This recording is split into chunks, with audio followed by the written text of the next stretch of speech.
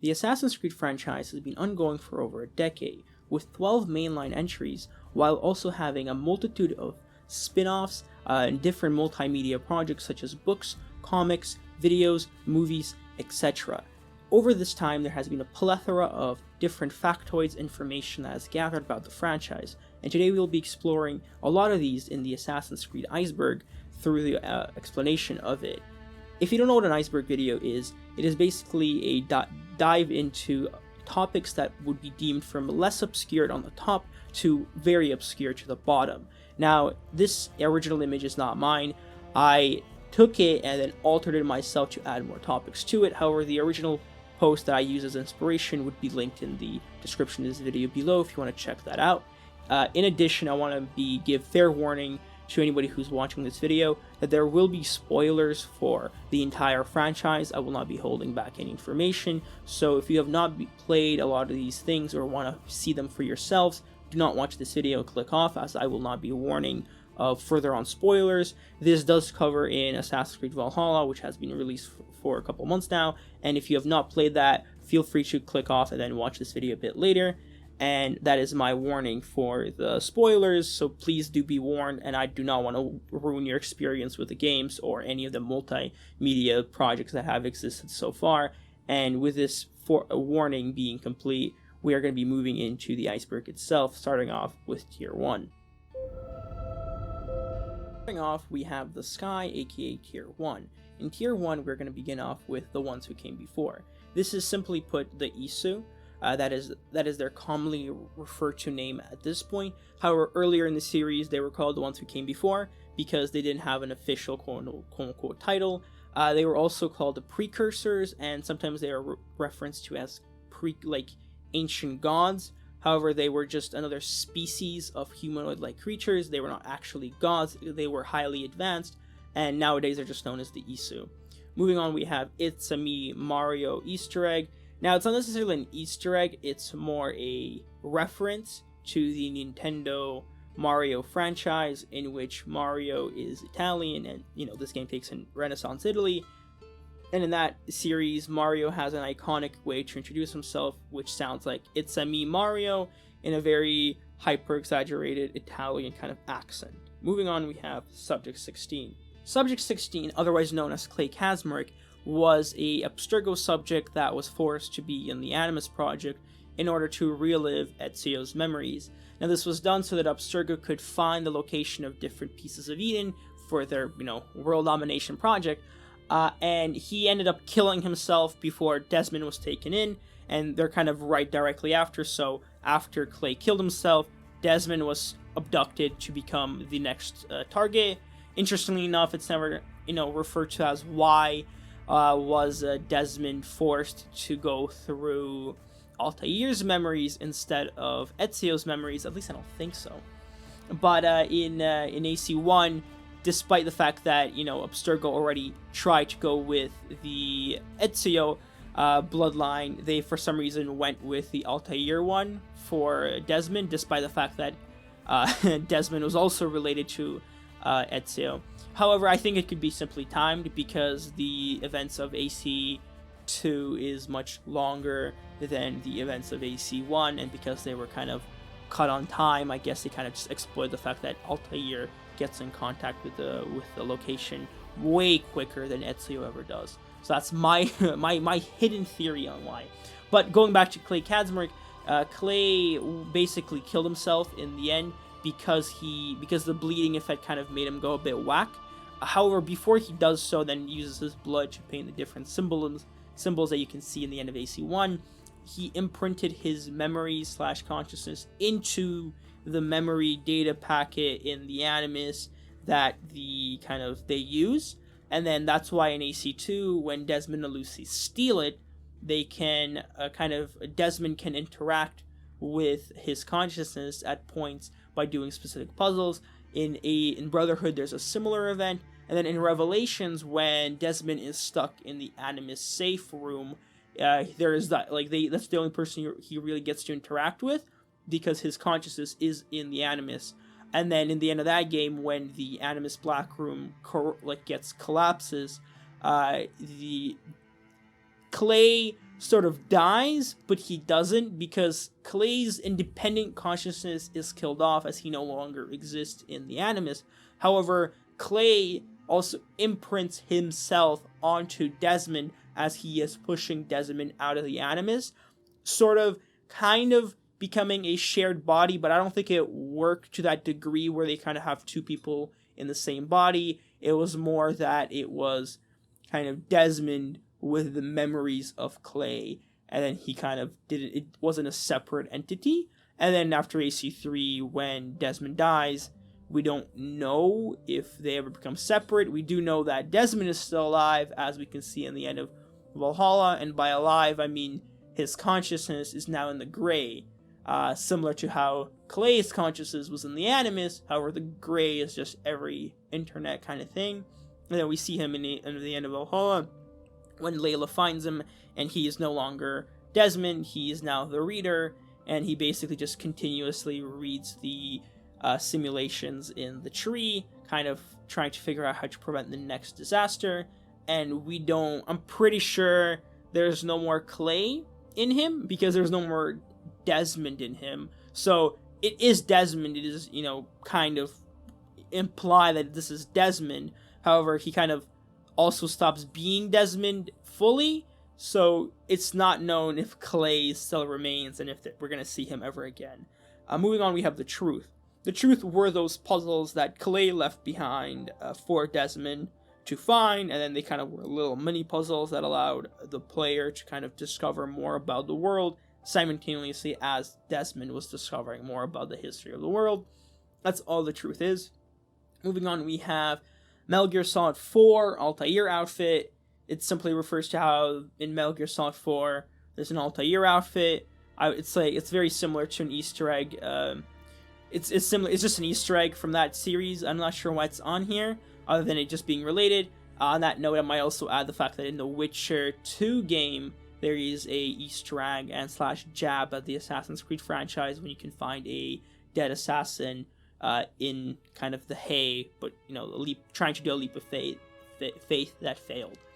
The Metal Gear Solid box is a Easter egg in Brotherhood when Ezio is meeting Da Vinci for the first time in that game, kind of meeting him back up, and then he looks over and he sees a cardboard box, despite the fact that it's Renaissance Italy. There's no cardboard boxes in Renaissance Italy.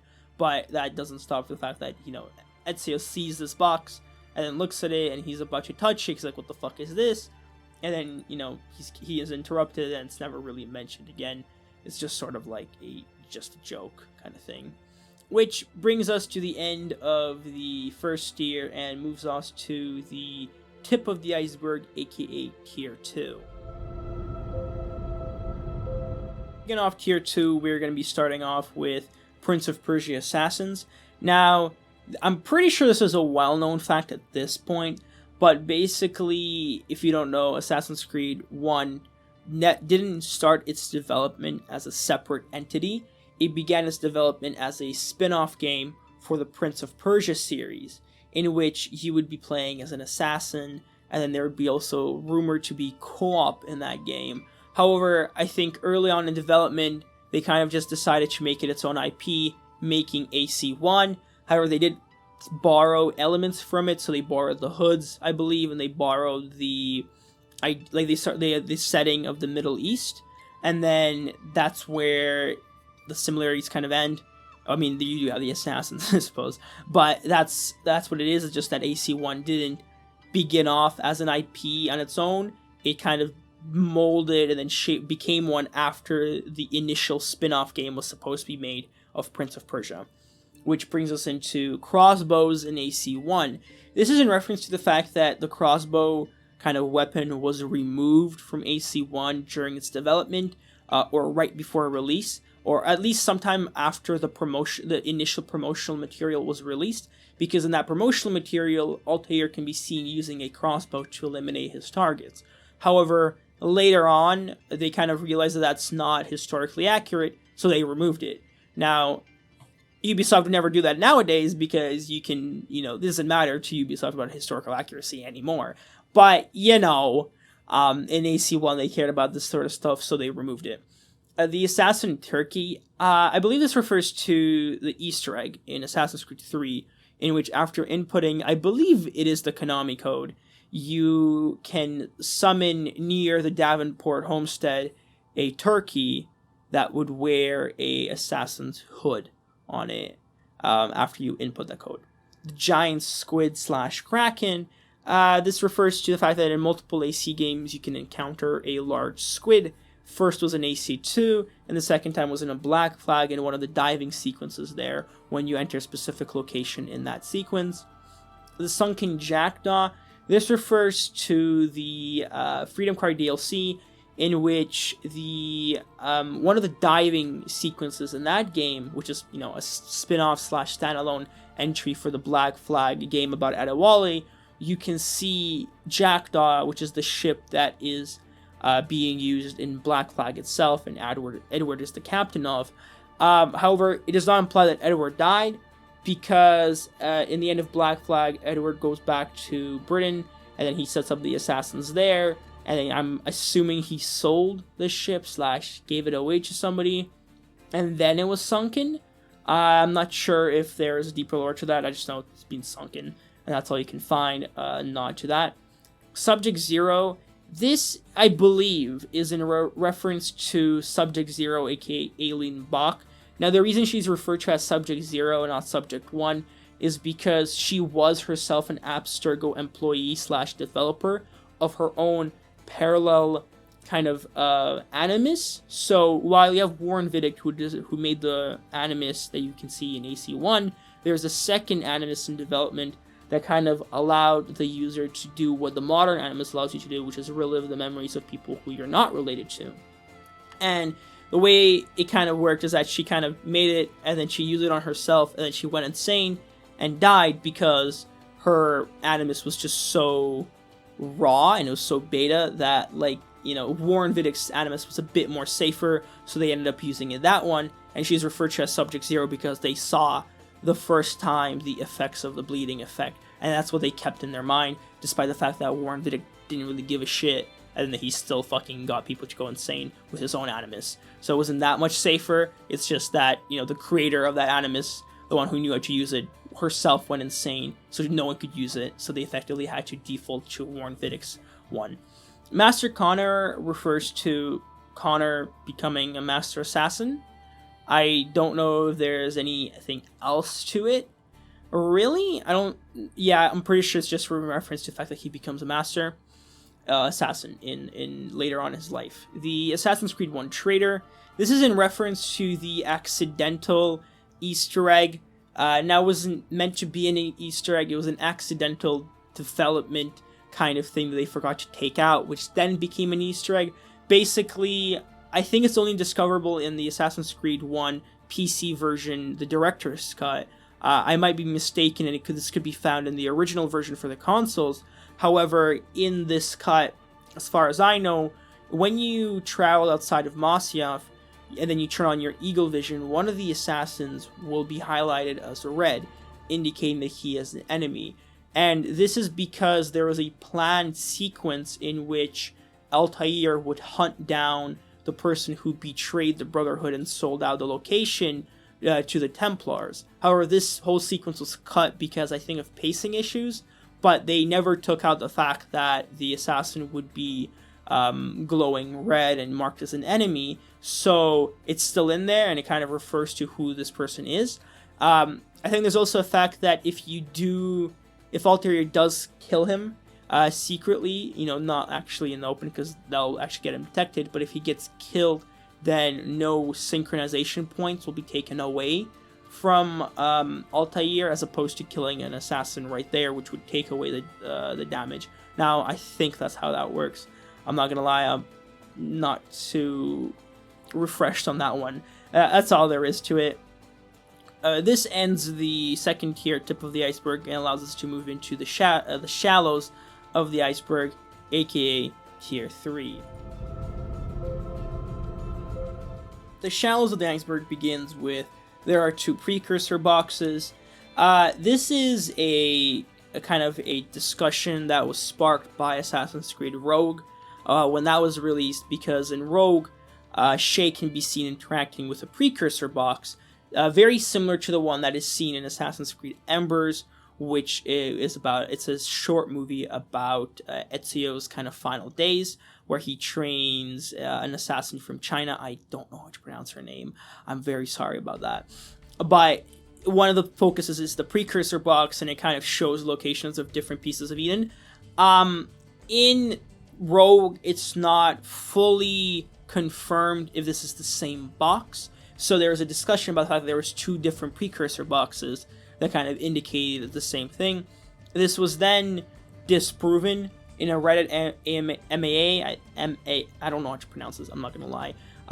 And in this Reddit AMA, my bad, the head of the Assassin's Creed content said that these are the same boxes and that there's not a second box, it's the same box. This moves on into Esayosa. Esayosa is the grandson of Adewale, and he was very featured in the AC Initiates kind of program that existed at that time. About him is that he was an assassin, part of the Saint Dominic Brotherhood. I hope I pronounced that right. And he was heavily involved in the Haitian Revolution. As part of that, he's also one of the last kind of known people to visit the Davenport homestead, which will be mentioned a bit later. Shay's destiny. This is simply just the fact that we don't know what happens to Shay, and after the events of Unity, after he kills Arno's father, we do know that he eventually does have a grandson, as mentioned in the Assassin's Creed Descendants books, which have a character called Cudgel Cormac, which is, the grandson of Shay Cormac, and he was also an assassin hunter, just like Shay. Elijah is also from the multimedia. He is part of the comics for Assassin's Creed, and he is Desmond's son. It's not from a marriage, it's just, I think Desmond was, having the Devil's Tango with someone, and then he ended up having a son, who is also a sage. And he also ends up killing Juno, which I mentioned later on. I don't know why I'm spoiling all this stuff for a later video. Moving on, we have Connor's cut speech. This refers to the fact that I believe it was that in the game there exists a script for a disabled Connor's speech in the end of the game, in which, by people who've heard it or read it, they say it ended Connor's story, and it was very reflective of his journey, and it kind of added more personality to him. And then it was just cut from the mainline from the game, and it's not really seen, and no one knows why it was cut, but because people were saying it's very good, so they don't know why the hell it was cut. Moving on, we have Rita. Rita is an interesting character who was introduced in Assassin's Creed Origins, and the reason he's very interesting in terms of lore is because no one knows how he does what he does. And for context, Rita is introduced in Origins as a traveling merchant, and he's a kid. He is around, I think, 12 to 13 years old, maybe 9, something along the lines of that. So very young, very early teens, if teens at all. And basically, he travels alone, and he's a very, he's not prominent in terms of story, but he's prominent in terms of gameplay, as he offers a kind of exclusive awards for doing missions for him. He has his own currency, timed events, timed kind of products that he sells. And now, effectively, in the game, he's kind of mysterious. He tries to act all very old for his age, etc., sort of bullshit. It could be, amount as a joke. But then something gets very weird about him in the DLC for Origins, which takes place, I think, 5 years, if not a way longer, after the events of Origins. And when that happens, we can still see Rita traveling in the world, and then Rita doesn't age at all. Now, initially, I think this was just excused as a lazy developer, XD. They didn't want to change the model, so they just kept it. Although I think Bayek mentions how he didn't get older. But then in Valhalla, Rita is there, and Valhalla takes place 9 centuries after Origins, so there's no way that Rita isn't, there's no way that this was naturally, that he's this, young, and the fact that he's still even alive in Valhalla and the same age as he was in Origins. Basically, I think so. Basically, there's a couple theories on why, but it's not confirmed. As mentioned by Darby McDevitt, he was asked about this. The head writer for Valhalla, who has now since departed the company, he said that the only reason Rita exists in Valhalla was because the now also left ex-game lead for Valhalla, Ashraf Ismail, wanted him to be in it, and he didn't actually explain why before he left the company after special allegations came against him, which were kind of fucked. And that was during the time when Ubisoft employees, a lot of the head people there, which I mentioned later, actually, I don't know why I'm doing this now. Again, after Ashraf Ismail left, there was no real lore reason why he was there, only leaving now up to interpretation. So a couple are that Rita doesn't exist, so Rita's not canon, and it's just there for the player. I don't know if I like that, because that would just make it very fucking stupid. If you want him to be canon, there's other explanations on why. First one is a not yet known about piece of Eden. It could be a variant of the Shroud of Eden that we can see in Syndicate, because the scarf around his neck kind of looks like it, has a similar design, but not necessarily. So I don't know if I subscribe to that theory full blown, because we know that the Shroud of Eden doesn't allow you to have immortality. It's simply, in fact, that's its only downfall. It doesn't allow you to be revived, or it doesn't kind of allow you to, it doesn't prolong your life. However, it does heal your wounds, so I suppose it prolongs your life in that manner, but it doesn't let you have immortality, such as Rita portrays. However, this could be just another piece of Eden, seeing as Rita does have a lot of random shit that she shouldn't have, and a lot of it is pieces of Eden, sort of like things, so I don't know how he has it if he doesn't already know about them. Moving on, we have the fact that Rita is a title. The theory goes the fact that basically every generation of Rita, so basically there's this character called Rita, and then when that person has a child, they name that child Rita, and then they tell that child all the shit about what it means to be a Rita. Am I pronouncing Rita or is it Oretta? I'm very bad at my different names, so I'm going to continue with Rita. But Rita is then a title which is passed along through generations, and then it's kind of always taught about it. I don't know if I like that, if I believe that theory, because while I can excuse the character model being reused fully for, Origins, it's a bit odd that they would keep the same exact model for Valhalla. Also, there is the question of aging. If it is a title, then we would see older Ritas around the camp, or we would see a younger Rita. However, in both Valhalla and Origins, Rita is the exact same age. Another theory is that Rita is an Isu hybrid, or Isu himself, that has survived the catastrophe. We know that Isus live way longer than humans do, and if this is an Isu, then he would have prolonged lifespan, and since we don't know a lot about how long they actually would live, it's a possibility that 9 centuries for him is just like a couple days, so he doesn't really fucking matter for his aging, hence why he can still be alive, and that's why he's so quote-unquote wise, because he lives for so long compared to humans, and that's why he has access to all these random Isu shit kind of materials. The reason I think he's more hybrid than actually full-blown Isu is because he doesn't exhibit full Isu kind of characteristics. A regular Isu would probably be like 8 feet tall, as based by their holograms, but then again, that could just be because he's a special kind of person. We do know that Isus have survived the catastrophe, as is mentioned by Hermes, who passes down the staff of Hermes to to the father of Cassandra, which is a popular mathematician, which I already forgot because I hate that game to fucking shit. Anything with regard to it makes me want to fucking kill myself. But yeah, so we do have evidence that there are kind of Isu that survived the catastrophe, and now there's reason to believe that Rita could be an Isu because of his ever-expanding age. Finishing off with Rita, we have Ezio's death. This is, again, in regards to the animation called Assassin's Creed Embers, which is about Ezio's last days, in which we do see Ezio pass away.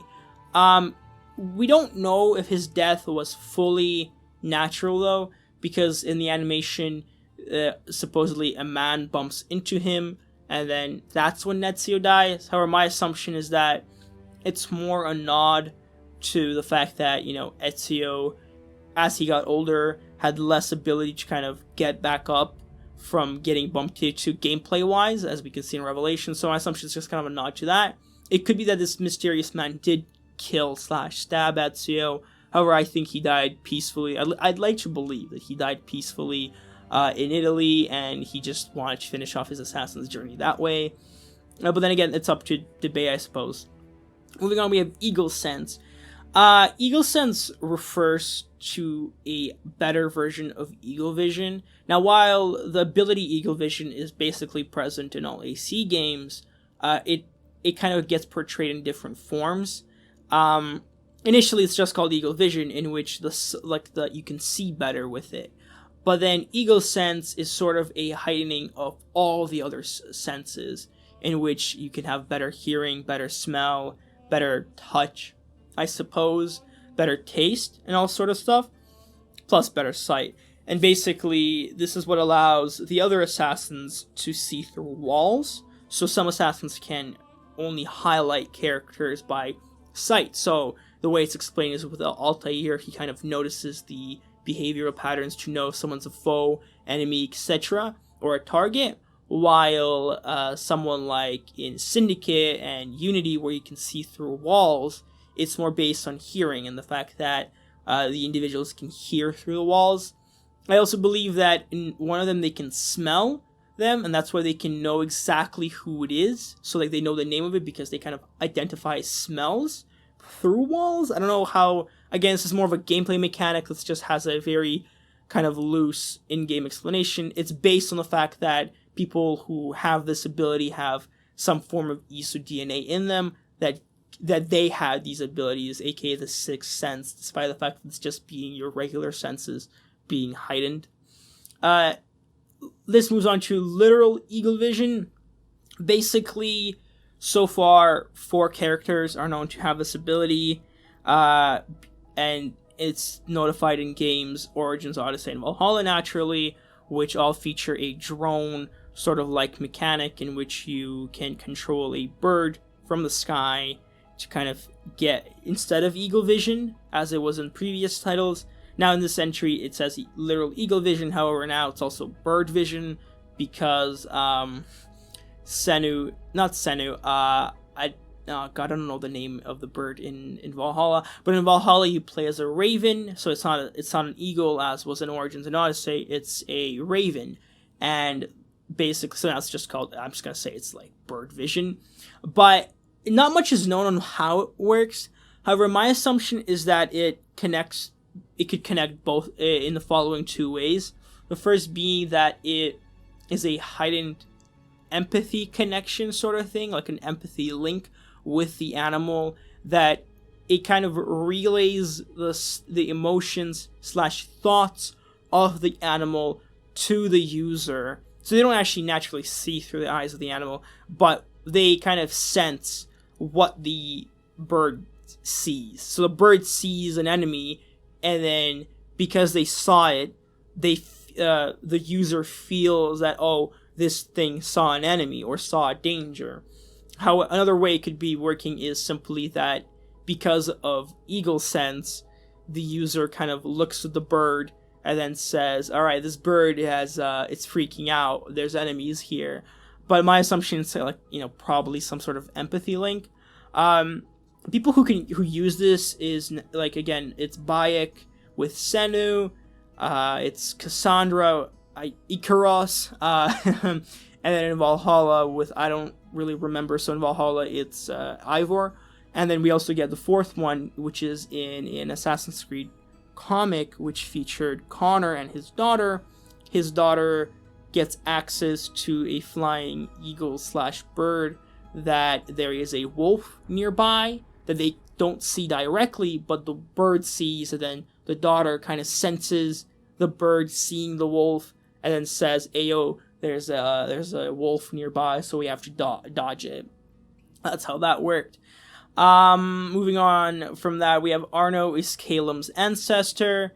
This refers to the fact that in the Assassin's Creed movie, there is a scene in which Calum, the protagonist of that movie, sees his different kind of ancestors who were assassin. Well, one of them, by the end, looks very similar to Arno Dorian's design in his kind of like art style. I don't know if this was actually Arno Dorian. I don't think it's confirmed it is, but it simply could be just another French assassin. However, the design scheme kind of implies the fact that Arno Dorian is part of his bloodline. Moving on, we have Assassin's Creed Initiates. I mentioned this a bit earlier, but Assassin's Creed Initiates was a online community / Abstergo run thing, which in my research, because I'll be honest, I missed it when it was a thing, but the way it worked was that it kind of was an ARG in which users would basically be called initiates, and they would be treated as Assassin's Creed initiates in the lore, and then they would, once they sign up, they would have access to different kind of communication lines, information from the games that Ubisoft would update in between games, and then with games being updated, and they kind of had more information in them that wasn't really covered in the games or the multimedia. Seyoso was one of these characters who was extensively covered, and in my understanding, the experience was very similar to browsing the computers like in the game. So in game, when you browse a computer, there's different options to kind of simulate as if you're actually browsing a computer and snooping around. It's very similar to that. I think there's also a storyline about what happens to the assassins after 3. In my understanding, it was shut down sometime around 2014, 2015, because this is when the last mentions of it were in-game, and it was not featured, and I'm pretty sure it was shut down when Origins was being released. So, before 2016, it was definitely shut down, or after Syndicate. I believe there's mentions of the Initiate kind of website in Syndicate, but since it's no longer available, I can't really verify. In my understanding, also, you can't access it. I tried to view the Wayback Machine through it, but because you need a login, I can't log in since I don't have an account, and I doubt that even if I could, there'd be anything behind the login screen, because I don't think that was backed up, which ends up the 3rd tier and leads us into Tier 4. Tier 4 of the Iceberg. Here we will start off with Bayek is Desmond's ancestor. This was a popular, quote-unquote, theory when Origins was announced. This was based on the fact that in earlier AC games, Altair's kind of character model was simply Desmond's model. Now, because Desmond had a cut in his lip, that meant that Altair had a cut in his lip. And then in AC2, Ezio gets a cut in his lip the exact same way. But it's not the same way, he has the same kind of cut in his lip, but he gets it in-game, so it's not a genetic kind of marker of lineage. I think it was just more of a nod. However, a lot of fans took that as, if the character has a cut on the lip, this is a descendant of Desmond, or ancestor of Desmond, which isn't true. However, the idea was based on that when Bayek was revealed, he had a very similar cut in his lip, and a lot of fans were like, that means that Desmond's back because they're doing a reboot of the series. They must be bringing Desmond back in some way because the last games were shit. Oh boy, they didn't see the future at all. Yikes. But yeah, that's all it is. There's no validity to that theory, not only because the lip doesn't mean anything, but also, even without the lip, Bayek doesn't have kids after Kemu, as far as we know, and there's like no indication that he ever has children with Aya or with somebody else, so there's no reason to believe that he has any viable descendants to test, if that makes sense. So there's no legitimacy to that theory whatsoever, and I'm pretty sure it's not possible unless Ubisoft introduces a second child of Bayek, which is almost implied that that wouldn't be the case because Bayek kind of swears off having more children. Moving on, we have La Volpe's eyes. So, in a database for AC2 about the Volpe, there's different entries about him, and one of them was a discussion that some characters had about him, that kind of discussing his appearance. And one of them kind of says that he has a magical purple glow in his eyes. Now, I have an issue. Now, I disagree with the fact that, his eyes are magical, because first of all, there's no magic in the series. Second of all, this is in the same exact kind of discussion where they kind of called him immortal. So I don't really think it's this source or this entry in the database was legitimate at any rate. But even if he had purple eyes, then that would simply be due to a very rare mutation. And that's really it. I don't think there was an actual glow to it, because again, he's not immortal, so there's no reason to believe that there was anything true about this theory either. Moving on, we have AC4 wasn't an AC game. This is false. First, I'll say the preface of this is false, but it's based on the fact that AC4 is so different and features so little assassins that many people thought that it initially started out as a pirate game that then became an Assassin's Creed game, but that's not true. AC4 is heavily based around the sailing mechanic introduced in AC3, while also its development began after Revelations, so it was always meant to be an AC game. However, it is understandable why some people see the difference. This is because the at the time game developer of that game, Ashraf Ismail, really didn't want to make an AC game, but he still kind of made a pretty good one. That doesn't absolve him of his fucking actions, though. Prick. Moving on. Juno's death. She dies in a comic. So after AC3, when she's released into the internet, aka the Grey, we see her a bit in AC4. We see her again in Syndicate and Unity. And then after Syndicate and before Origins, there's a comic in which we see Elijah, Desmond's son, and then eventually kind of Juno gets a physical body, and then as soon as she gets a physical body, the assassins just fucking kill her, and that's it. I don't think there's anything else I don't think Juno's left in the Grey anymore. I would assume that once she got a physical form, she would fully leave it, but that's not confirmed if she could come back. However, there's no kind of proof that she would, because there's not been any communications from her since her physical form was killed in the comics in, I believe, around 2017, which was released upon then. Moving on, we have Ubisoft's Abstergo. This relates to a meta joke that's introduced in AC4. Again, as I mentioned, the developer, Ashraf Ismail, didn't really like the fact that he was kind of doing this whole bureaucracy game with the Assassin's Creed franchise. However, what he ended up doing was he kind of poked fun at Abstergo at Ubisoft by making them very similar. So basically what he ended up doing is that in Black Flag, they made Abstergo have a game development section that publishes Assassin's Creed games. And then that's kind of, and it's also like, it's meant to poke fun at that.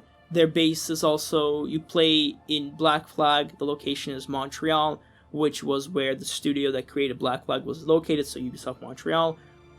You have then Abstergo Montreal game dev, and then that's just it really. It's just a poke of that, and then Ubisoft is now kind of very similar to Abstergo because they publish the Assassin's Creed franchise. That's really, it's just a jab at Ubisoft. Programmed around the Helix store.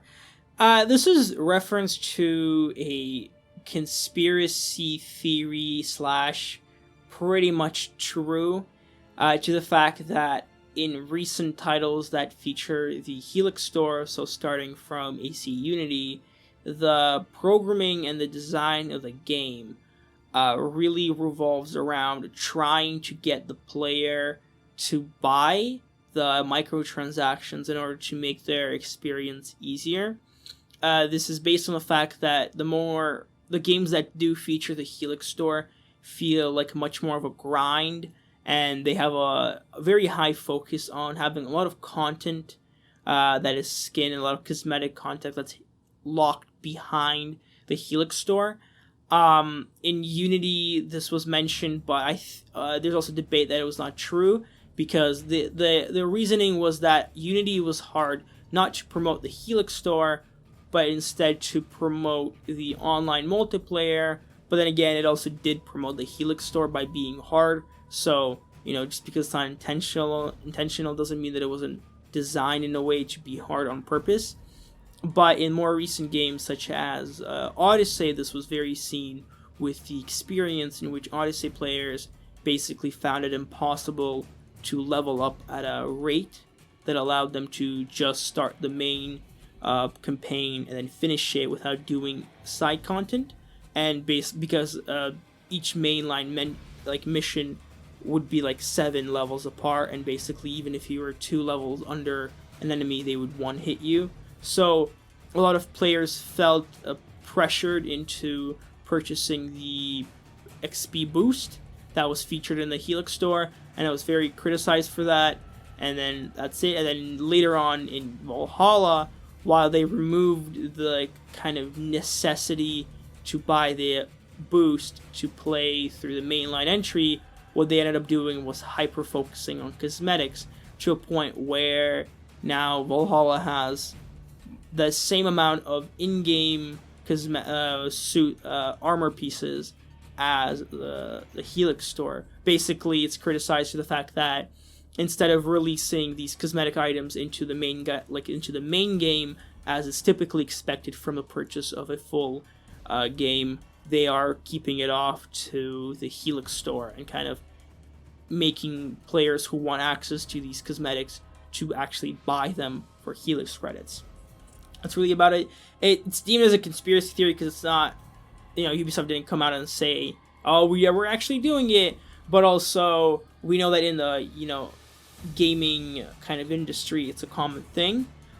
Best example was EA's Battlefront, which basically, people wouldn't be able to unlock the in-game content without buying stuff at a reasonable time. I think it took like 99 years to unlock all of the content that exists in the game.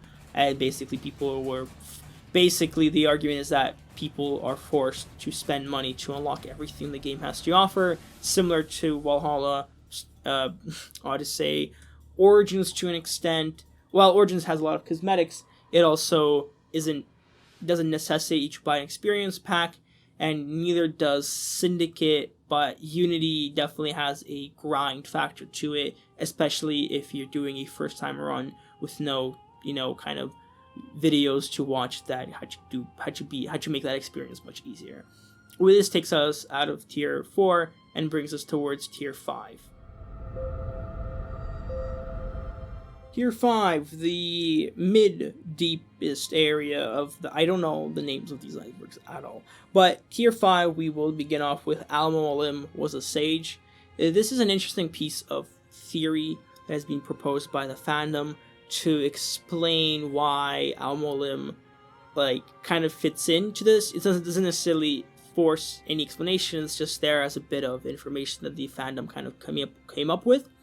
It does have based kind of ideas, so it's based in some evidence, but also in context. It should be remembered that Al-Mualim was created before the sages, but retroactively it could be fit in. The evidence for this lies in multiple things. First and most common one being the fact that he has 2 different colored eyes, a staple feature of many sages of Aida throughout the different games. That's kind of the number one thing people typically refer to. However, in my research, I also found more. One of this was his high level of knowledge about Isu technology and how he seems very familiar with it and how he very much is excited about it. It would kind of also hint at the fact that he is Aida, because Aida was an Isu, and if he had the idea/memories of Aida, he would want to, interact with the pieces of Aida much more. It kind of also mentions how his personality is very similar to Aida in Black Flag, aka being very self-interested, looking for, it doesn't matter who you betray, as long as you get your goal. very similar. Al-Mualim betrays the Brotherhood and the Templars just to get the piece of Eden. More concrete confirmations does exist. However, again, it's also up to debate.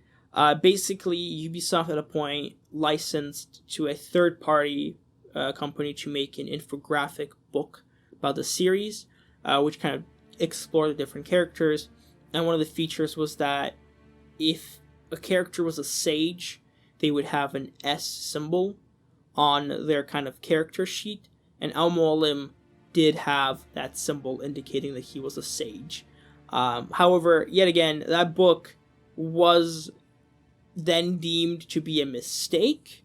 However, this is then implicative of the fact that Ubisoft has at the very least considered of retroactively making him a sage at this point, but isn't fully committed to it just yet, I suppose. That's, again, all of this is purely speculations until Ubisoft confirms it. However, this is the reason why people believe in this idea. If there's a debate about why Al-Mualim doesn't remember being Aida, this is very simply explained by the fact that in Sages, the memories don't always fully take over the individual, so Aida's not always going to become the prime personality of the person. However, it could be the case. This, it's just throughout history, we can see different sages that don't fully become Aida. Moving on, we have Eve's DNA. I don't know why. I think it's just in reference to the fact that a lot of protagonists and characters have the Isu DNA because of Eve, which was the hybrid between an Isu and a human, which led the rebellion, and that's why that's why she had access to not being controlled by pieces of Eden, because she didn't have the receptors needed to be controlled by it. And that's why some characters in the lore to this date can't be controlled by the pieces of Eden, because they have the Eve's DNA. It could also be in reference to the fact that in AC3, Sean mentions, putting the dial back on the Animus to see the human revolution against the Isus, and I think Desmond has part of Eve's DNA. I don't know if this has anything else to do with anything. Moving on, we have Claudia's husbands. This is in reference to a weird thing of information, because the developers of AC2 didn't plan on really focusing on Claudia de Torre. So in one of the databases, they just say that she got married and had kids with one of the people in the villa. And then for some reason later on, they got divorced, or he died, or something like that, because later on it's known that she got married again to a second man, but she didn't have kids with this man, and none of the names of these people were ever mentioned in any database. At least I couldn't find anything on the wiki, and I trust the wiki more than random YouTube videos, so I haven't found any names to them, and I really haven't even found any mention of conspiracy names to them. So it's just that she got married twice, and no one knows anything about her husbands. Moving on, we have the sad and lonely death of fucking Connor. I'm not saying that. This is because Abstergo started a rumor about Connor to discredit him being an assassin by basically making propaganda that because he was an assassin, his wife left him and took the kids. It's not true. His wife didn't leave him, and he didn't die alone as far as we know, and he probably led a pretty good life, and everything else is just, Abstergo propaganda. A good topic is the disappearance of the Davenport homestead. Now, as I mentioned before, Esayosa was the last known person to ever visit, or at least head to the homestead. And this was in early 19th century, in like 1908. I'm fucking dumb. In 1804, my bad. In 1804, not 19, naturally. I know how time works. In 1804, Esayosa is written to have traveled to the homestead. And then no mention of the homestead or Esayosa or anybody is ever mentioned again. This is I don't know why. There's never been an explanation why. My idea is either they got nuked, wiped off the planet, big bang, many different ESO explanations, ESO technology, whatever. But a more probable and more grounded approach to it was that simply the records were lost, because after time in the 19th century, the homestead no longer became useful to the Brotherhood, and it kind of lost its population, because without the assassins, no one would be working there, so people just moved on to the larger cities which were developing / moved further east. This was also mirrored to the fact that at this time the American country was expanding to the west, and we do know that there's operations in California area during the gold rush with assassins in there. So my assumption is because the assassins were spread thin, the homestead was left abandoned, and then the files that anything that happened, after Esiosa, they were just lost / purposely destroyed in order to prevent Templars knowing more about the assassins. We do know that assassins didn't disappear, because we do know that at this time they also had New York operations, and then South Dakota operations, and then they had Nevada operations. So they had different stories throughout the country, but the homestead was probably just lost because it just no longer became useful as the country was growing. That's why I think it disappeared, but again, not confirmed yet. I mean, it's 2 tombs. This is in reference to the fact that in Origins, we find out that Aya is Amunet from AC2, the one who killed Cleopatra with 2 snakes, and we do know where her tomb is, where her body is, at least in Origins. However, some people were confused because in AC2 she had her own tomb. My answer to that is simply, there's no actual tombs. There's no bodies in the tombs in AC2. These are just symbolic. I think it's a bit absurd to expect that the Italian Brotherhood knew where to find the bodies of Amunet, of Darius, and etc. To then bring back to Italy. No one would allow them to do that. Even if they did, they're like, why are you carrying a dead body? So I think it's just more of a symbolic thing, and their bodies are buried wherever they died. That's the answer to that. There's just 2 tombs, the one with the real body and the one with the just symbolic one. Evolution is a lie.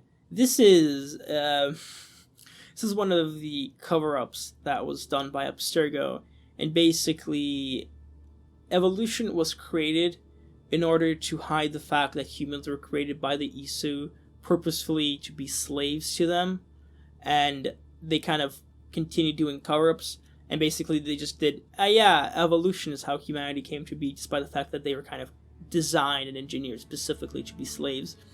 It is unknown if all evolution is falsified, because, the Isu didn't create everything. They did create the humans, so evolution could still be real, and a scientific kind of fact, except it just wasn't for humans, and then Abstergo just kind of made it to be for humans.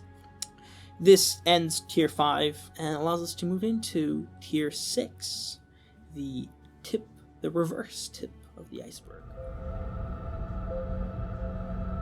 Tier 6, aka the reverse tip of the iceberg, begins with the assassin symbol in the Isu ruins. Actually, on the iceberg it says the modern symbols in the Isu ruins. This is in reference to the fact that in times when you visit the temple, specifically in AC2, there's a different particle effect that shows up that kind of has different symbols of the assassins, the Templars, Abstergo pop up in these tombs. I believe it's not an animus thing because you can see it when visiting the tomb in the End of Brotherhood.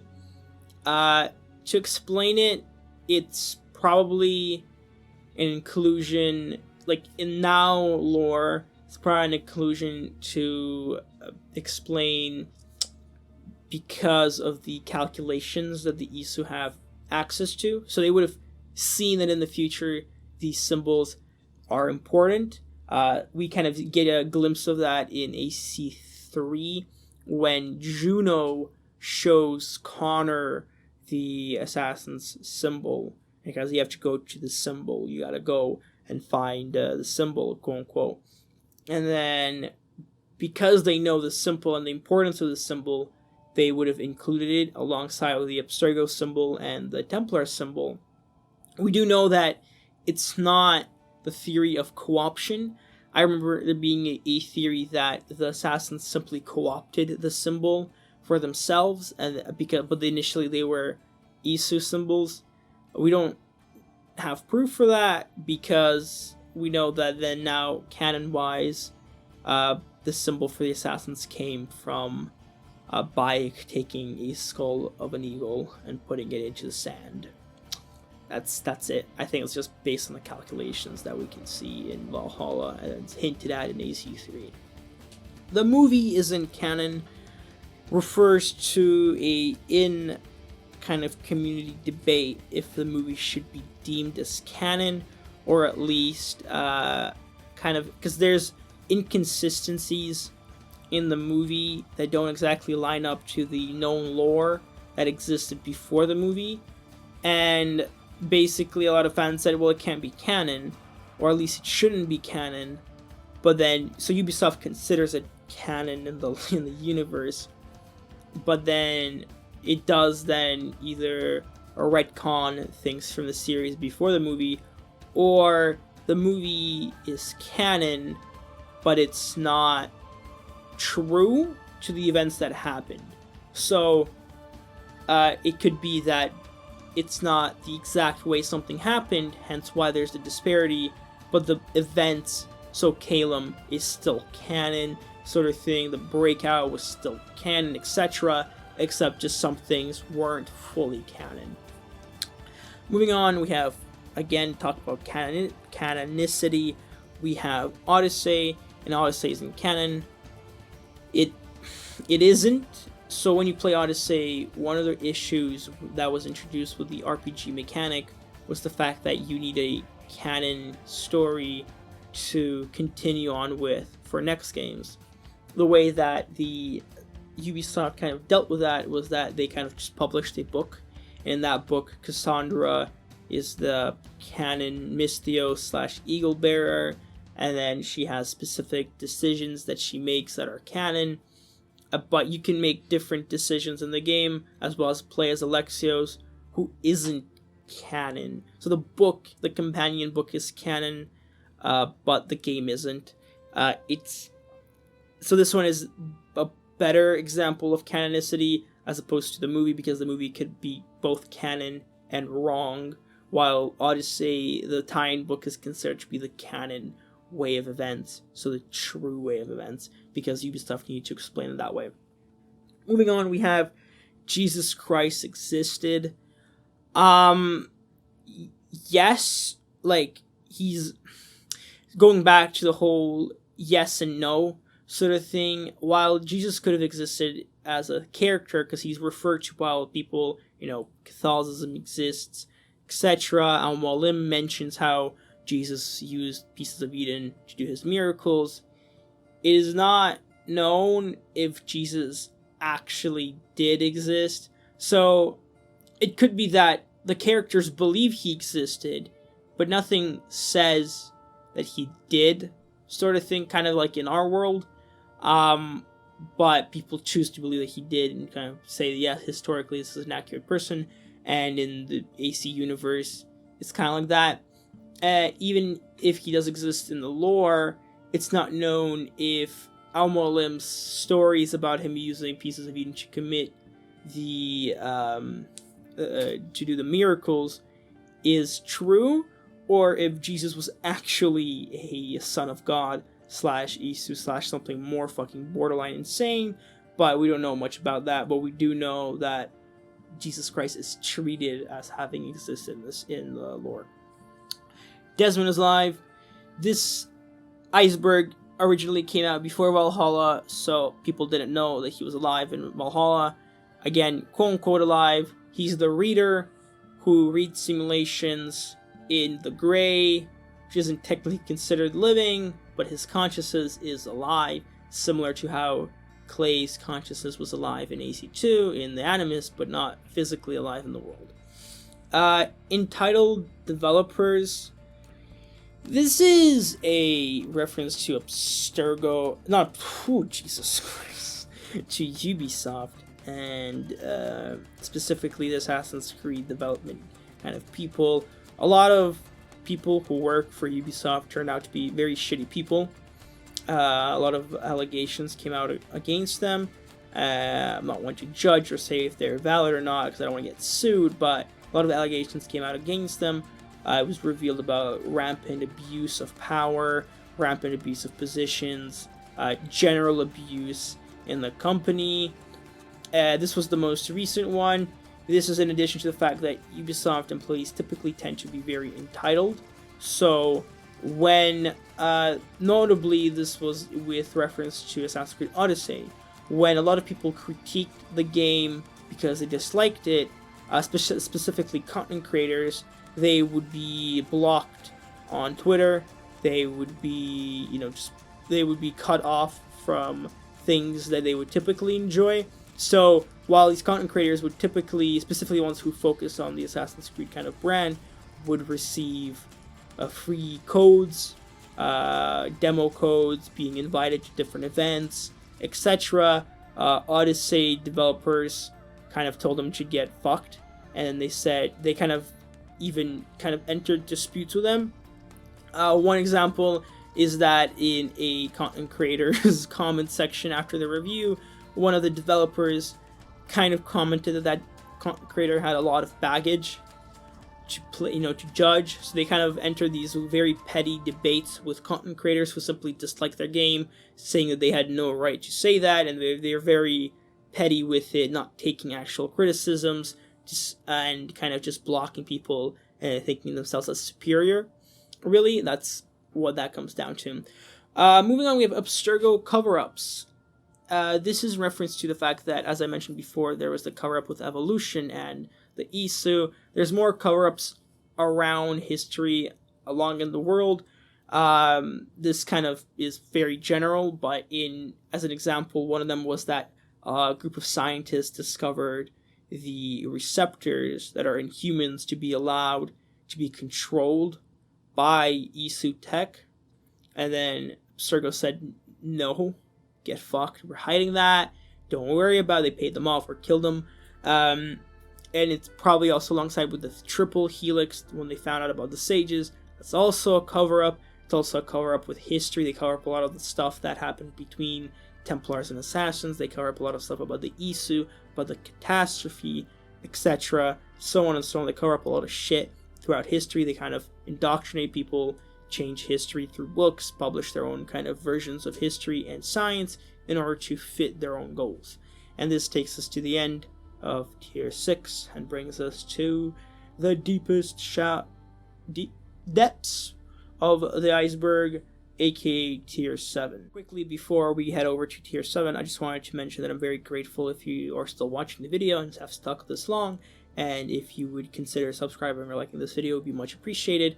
And if you want to put down, criticisms that would be helpful for me in the comments, feel free to do so. And thanks for sticking out this long. And let's just move on to Tier 7. The 7th tier, aka the iceberg's depths, begins off with the Ubisoft shared universe.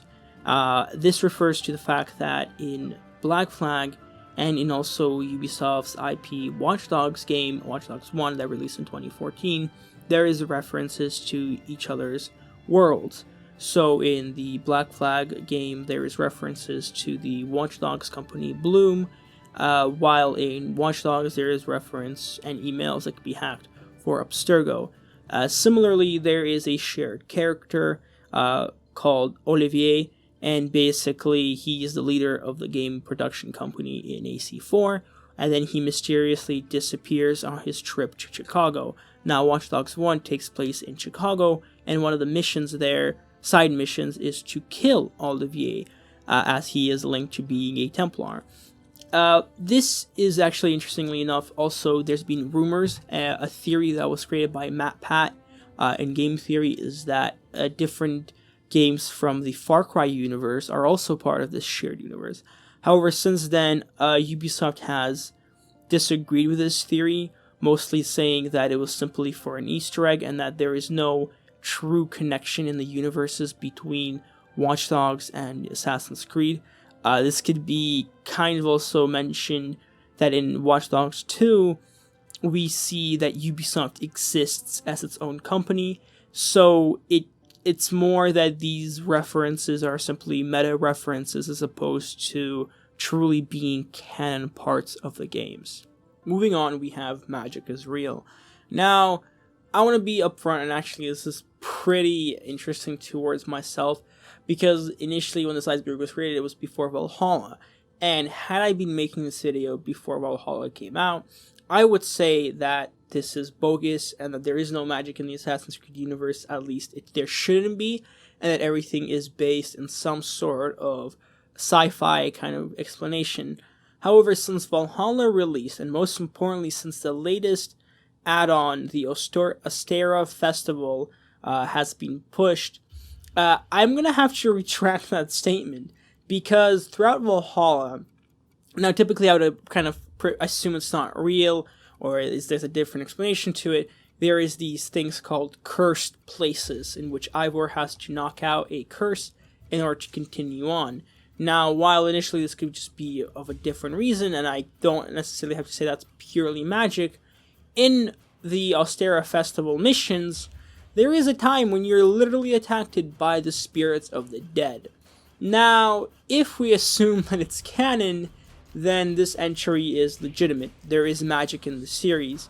Now, if it isn't canon, then there isn't any magic in the series, and a lot of the stuff it would be referring to is gameplay stuff, such as the, controllable arrow or the literal eagle vision.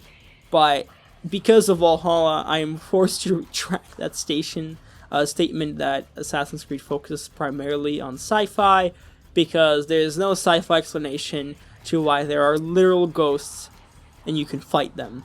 No good reason why that's a thing if it's canon. So I don't know what I can really say about that other than there you go. I think I'm gonna have to it's probably legitimate. So my that's that on that entry. It's probably real. Moving on from that, we have the games aren't canon, the books are. This is a bit in reference to what I was talking before about Odyssey being not canon, but the book is, but it's a bit different. This entry instead refers to the Oliver Bowden series of books, specifically, as far as I know, ones that lead up till, at the very least, Origins. Now, in those books, the way it works is that they're typically tie-in books, and they're not necessarily full repetitions of the game events, as demonstrated by Assassin's Creed Forsaken, a tie-in book for AC3, which was actually it was a journal written by Haytham Kenway, and not actually a journal by Connor Kenway. Now, while some other books do differ in style where they're actual translations, the thing with this entry is that I don't think I fully agree with it, but I agree with it in part. So, if you're talking about a book that's actually written from the perspective of the characters that did it instead of the game, one way to confirm the events that actually happen as opposed to in gameplay sequences. So your gameplay approach to a mission could be different from the way that it's legitimately recognized as within the series. This would be useful in the books, as I mentioned, for such as things like AC1, in which the events of AC1 are transcribed, and there's like the way exactly that Altair would do these missions, the quote-unquote canon way. However, in a book like AC3, while they're canon as part of the story, they also have their own issues, and I would say that they can be both canon and non-canon, as I mentioned before with the AC movie, in a sense, because while the stories are canon and part of the lore, they are also not always correct because of the nature they were written in. In AC3 Forsaken, for example, Kenway mentions that his father, Edward Kenway, has brown hair, while in the games he has blonde hair, and this then takes precedent. So it is canon that Edward has blonde hair and not brown hair, but the events of the books in Forsaken are still legitimate. So if you take it in that degree, then the books and games are both canon, but then you refer to the books, if you can, for the exact way it happened, as opposed to the gameplay way it happened in your own playthrough for the true canon sort of event style playthrough. But then again, if it's something like in AC3 where it's for a different person's POV, it could be flawed in a way. Hidden room in the sanctuary. Now, I believe this refers to in Brotherhood, there is a secret place. It's not where in the modern day, as playing as Desmond, you can come to a door, and that door is not openable, but then I believe Lucy or Desmond make a joke about how, well, I wonder what could be behind it. It then turns out that later on it was said that the Shroud of Eden was kept there when the assassins had it in possessions. I couldn't find anything about it. May I know, this is something that I heard from other people in the fandom in discussions. However, I'll be completely honest, this is not something I discovered myself. It's something that was told to me through Discord. Again, my apologies if that's not fully true, but I think this is what that refers to. World War II was caused entirely by Templars. This is in reference to the historical kind of fact that World War II and all kind of parties in it were all Templars. So all the world leaders, including Churchill, Roosevelt, Stalin, Hitler, Mussolini, they were all Templar puppets that kind of launched into war in order to give the Templars more control over the world, kind of giving them reason to have such a power structure, and why Abstergo became so dominant after World War II in the series. And with this, guys, we are done with the Assassin's Creed Iceberg. I just wanted to say, if you stuck out this long, thanks for watching, and if you did like it, drop a like and consider subscribing. If you didn't, give me some comments in the comment section down below. And again, thanks for watching, and have a nice day to all of you.